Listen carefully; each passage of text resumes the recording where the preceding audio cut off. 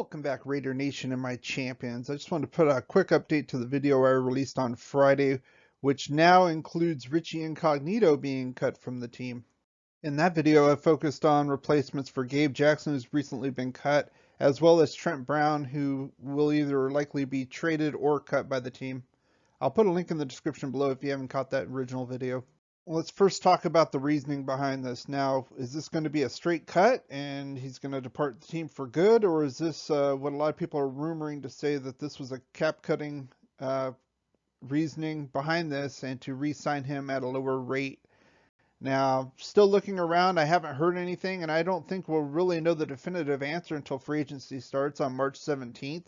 Ian Rappaport did report that Richie does want to play this year, but he did kind of hedge his bets whether or not he says either for the Raiders or elsewhere. So if there is a predetermined plan here between Richie and the team, nobody's saying anything right now. And like I said, we're going to have to wait till the 17th on that.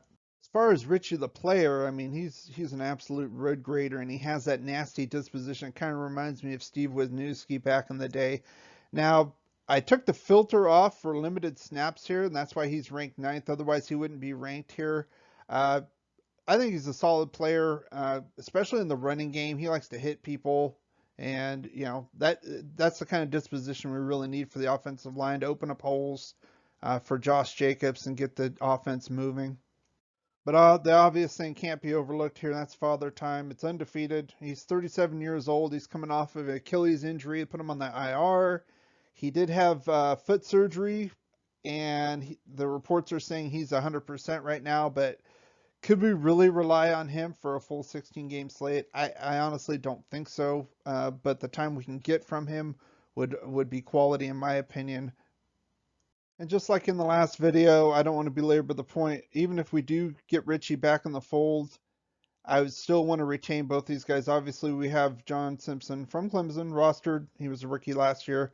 But I think a priority would be re-signing Denzel Good because, like I said, I do not think his body will hold up for a full 16-game slate. Now, with this cut of Incognito, the organization is going to potentially lose 3 of its starting 5 offensive linemen, and I'm trying to figure out why they're doing this, other than just clearing cap space.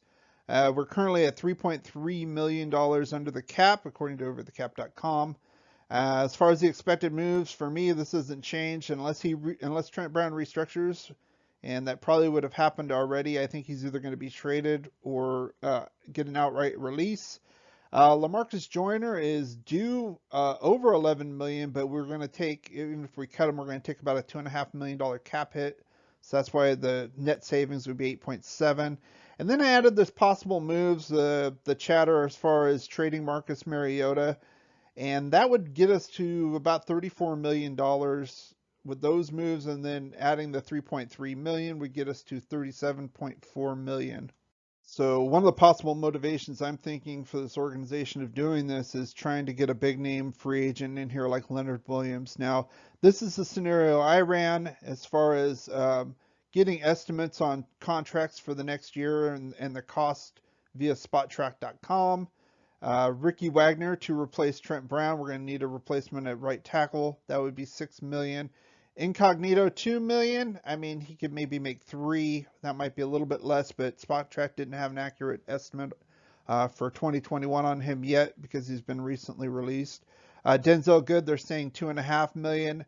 Obviously, we talked about Richard Sherman in a previous video. They're saying he's going to go about $9 million a year, and then Leonard Williams about $18.5, which would bring a total for these signings at 38, and our net would be a little under $1 million.